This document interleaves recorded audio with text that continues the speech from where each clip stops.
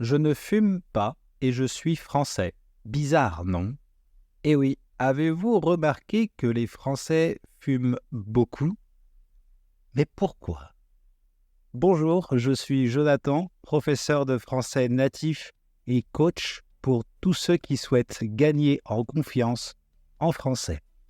Dans mon podcast, toutes les semaines, vous allez améliorer votre compréhension du français, mais aussi à débloquer votre apprentissage et enfin à mieux comprendre les codes culturels français.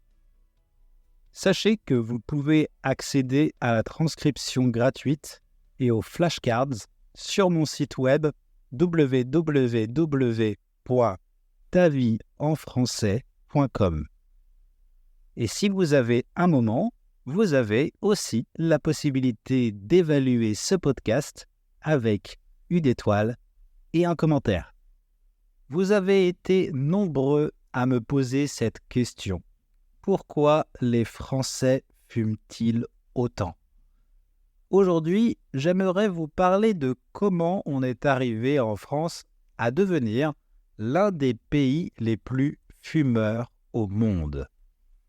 Car en arrivant en France, beaucoup sont surpris de voir autant de fumée se propager dans l'air et de sentir autant d'odeurs de cigarettes dans les rues. Sur presque 200 pays dans le monde, la France se classe au 19e rang des pays les plus fumeurs du monde. En fait, c'est un quart de la population qui fume. C'est plus que l'Espagne, 39e, et bien plus que le continent nord-américain ou sud-américain, où le tabac est plutôt tabou. Avant de vous parler des raisons qui ont amené la France à avoir un nombre conséquent de fumeurs, je vous propose de vous donner les endroits qui vous surprendront peut-être, où vous pourrez constater des Français fumer.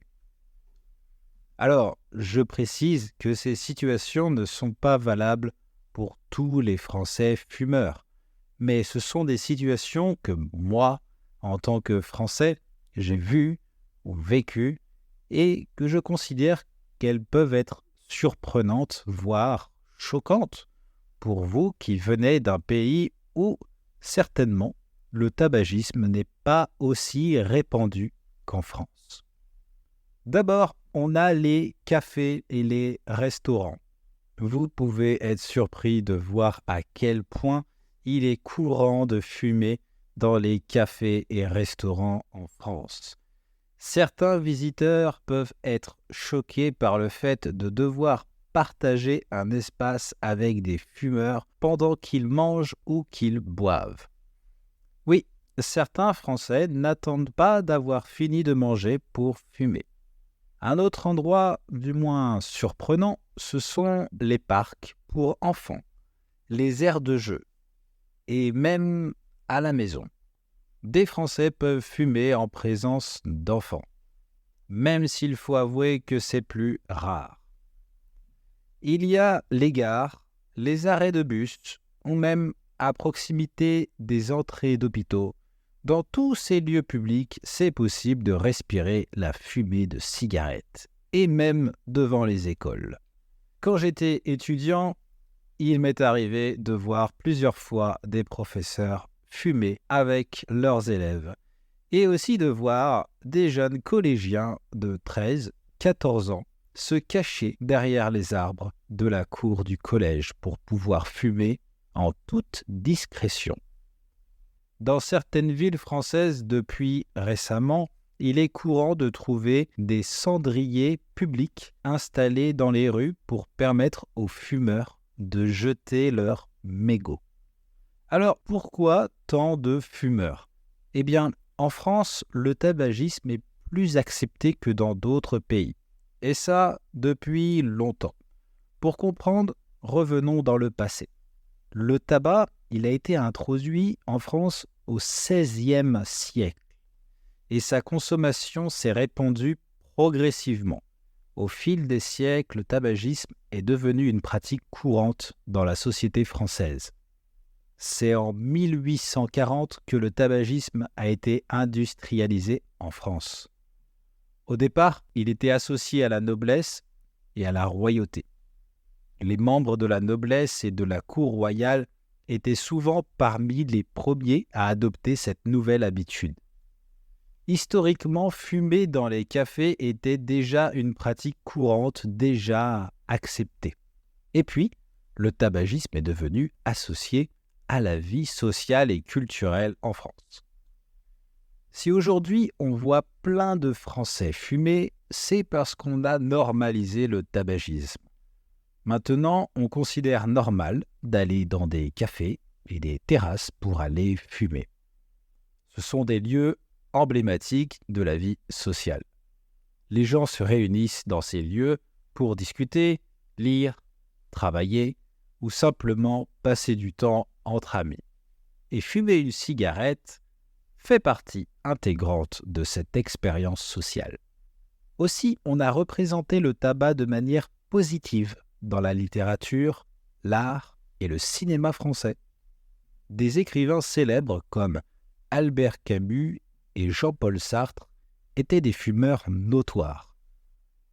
Et leurs personnages fumaient souvent dans leurs œuvres littéraires.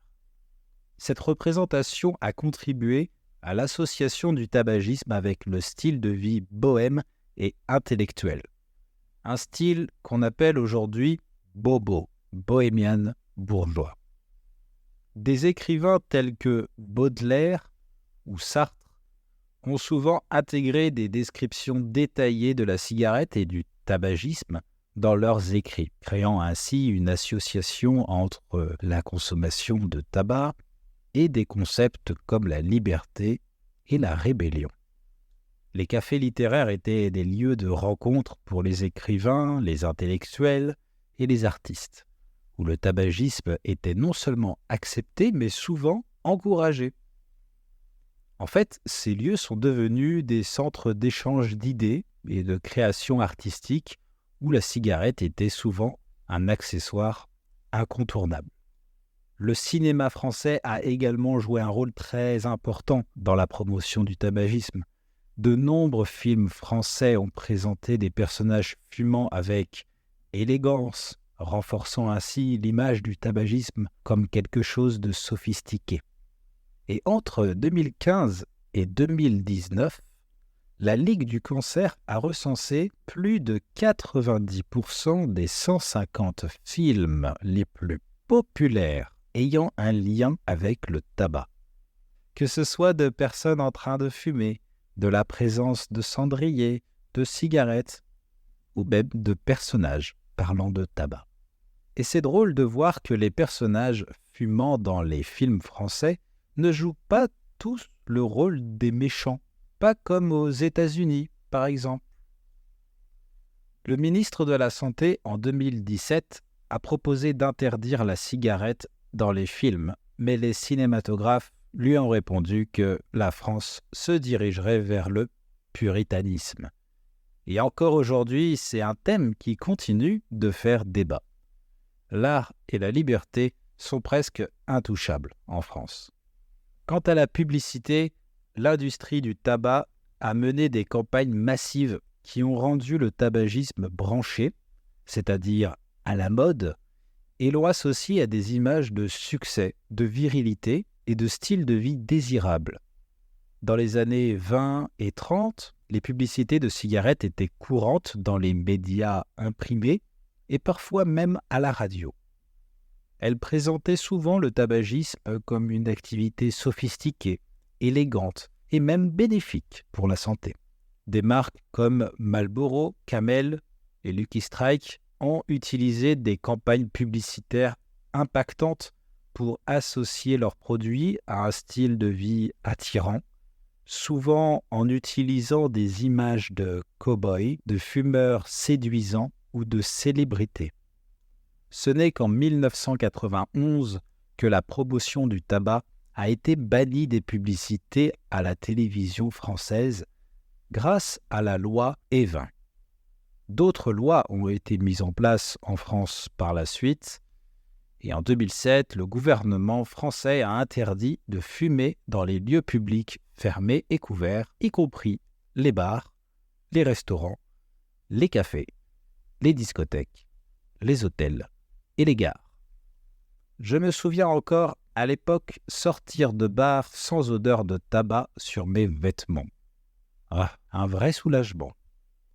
En 2016, une autre loi a été mise en place ayant pour objectif de réduire l'attrait visuel des produits du tabac, en particulier auprès des jeunes. Pour ça, les paquets de cigarettes et autres produits de tabac doivent être de couleur olive, sans logo, ni éléments de marque distinctif. Des avertissements parfois choquants apparaissent sur les paquets de cigarettes. Et en 2019, la France a renforcé ses mesures pour lutter contre la vente de tabac aux mineurs. La loi interdit désormais la vente de tabac aux moins de 18 ans. Auparavant, l'âge légal était de 16 ans. À noter que le prix du paquet de cigarettes en France est passé de 5 € en 2005 à presque 11 € en 2024. Et même avec toutes ces restrictions, le pourcentage de Français qui fument reste un des plus élevés au monde. En France, fumer est un rituel social. C'est associé à différentes occasions comme les pauses au travail, les sorties entre amis, les repas, les soirées, etc. Le partage d'une cigarette est souvent perçu comme un moyen de créer des liens sociaux et de faciliter la conversation. Au travail, les pauses sont associées à la cigarette. Et il y a même un nom donné pour les petites pauses, les pauses café-clope. Si vous êtes collègue de Français fumeurs, ils peuvent vous demander si vous fumez avant de vous demander si vous voulez un café. Il est vrai que fumer peut être perçu comme une norme sociale et le problème est que ceux qui ne fument pas peuvent parfois se sentir exclus. La pression sociale et le désir de s'intégrer peuvent inciter certaines personnes à commencer ou à continuer de fumer. La plus grosse difficulté à laquelle la société française fait face, c'est l'accessibilité du tabac pour les jeunes fumeurs. Quand vous passez devant les collèges et des lycées en France, vous pouvez croiser des jeunes de 13-14 ans fumer des cigarettes devant leurs établissements. L'arrivée de la cigarette électronique est un risque pouvant entraîner une initiation au tabagisme. Et puis, il y a des établissements qui vendent des cigarettes à des jeunes de moins de 18 ans sans leur demander leur pièce d'identité. La deuxième difficulté, c'est le nombre de femmes fumeuses. Certaines ont commencé à fumer pour contrôler leur poids. Mais c'est surtout lors d'un des plus grands mouvements de grève de l'histoire de France, en mai 1968, qu'il y a eu un tournant. Une révolution qui a boosté le féminisme et qui a poussé les femmes à montrer qu'elles pouvaient faire comme les hommes. Cette révolution sociale et culturelle a montré que la cigarette était un symbole de liberté. Et depuis cette date, elles étaient la cible privilégiée pour l'industrie du tabac. La culture française est toujours marquée par une image élégante et classe de la femme, notamment poussée par l'industrie du tabac. Aujourd'hui, la France est le pays où les femmes fument le plus en Europe. Alors, on aurait pu penser que le Covid aurait aidé les fumeurs à diminuer leur consommation, mais les statistiques prouvent que depuis 2020, ils sont plus nombreux à fumer. Fumer prend une place tellement importante au regard des fumeurs français qu'il est difficile d'imposer des restrictions. Les nouvelles restrictions ont fonctionné sur le court terme, mais ils ont constaté que la consommation de cigarettes a de nouveau augmenté par la suite. Et au final, on a cette impression que, quelles que soient les mesures adoptées par le gouvernement pour arrêter ce problème de société, les fumeurs trouveront toujours une excuse pour dire que le gouvernement français exagère. Ça me fait penser à un ami français qui est docteur, que je connais très bien. Il me disait que quand il pose la question à un patient S'il fume, le patient lui répond « Pas vraiment, c'est juste pour me socialiser ». J'ai trouvé que cette réponse représentait très bien notre culture. C'est peut-être notre côté révolutionnaire qui revient, je ne sais pas. Même si les mesures sont faites dans un but d'amélioration de notre santé, d'autres vont le percevoir comme une atteinte à la liberté et sentent qu'ils doivent réagir face à ça. Et si vous voulez mon avis, je pense que le fait de signaler à la population française que fumer est dangereux pour la santé, je pense que ça a été souligné bien trop tard. On se rend compte que la culture, notre histoire est bien plus forte ici. Nos valeurs de liberté ont pris le dessus. Et aujourd'hui, si vous posez la question à un fumeur français, qu'est-ce qui le ferait arrêter ? Beaucoup répondront d'abord le prix, tandis que d'autres diraient d'abord la santé. Au final, c'est une combinaison de facteurs historiques, sociaux, culturels et économiques qui a contribué à faire du tabagisme une pratique courante dans la société française. Mais au fil du temps, avec la prise de conscience croissante des effets néfastes sur la santé associés au tabagisme, les attitudes à l'égard du tabac ont commencé à changer. Et des mesures ont été prises pour réduire sa prévalence et ses impacts néfastes. L'art et la littérature ont clairement joué un rôle significatif dans la diffusion et la normalisation du tabagisme dans la société française. Alors, est-ce qu'on doit changer notre culture pour arrêter ce fléau ? C'est la grande question. J'espère que cet épisode vous a servi pour comprendre les raisons pour lesquelles le tabagisme est si présent en France. Je sais que c'est un thème un peu particulier, difficilement compréhensible et acceptable pour certains, mais qui me tenait à cœur pour pouvoir répondre à vos préoccupations. Aussi, je crois que c'est important de connaître une partie de notre histoire, de notre culture, pour mieux comprendre et mieux accepter les choses nouvelles, surtout quand on vit dans un pays comme la France et qu'on veut s'intégrer. Si ça vous a plu, je vous invite à me laisser en commentaire vos impressions, ça me fera très très plaisir. Et surtout, si vous avez besoin que je vous parle d'un sujet en particulier, que ce soit sur la société française, mieux apprendre le français, débloquer votre apprentissage, vous le savez, je suis là pour y répondre. Par ailleurs, vous pouvez accéder à mes cours particuliers et en groupe pour tout niveau en cliquant sur le lien dans ma bio.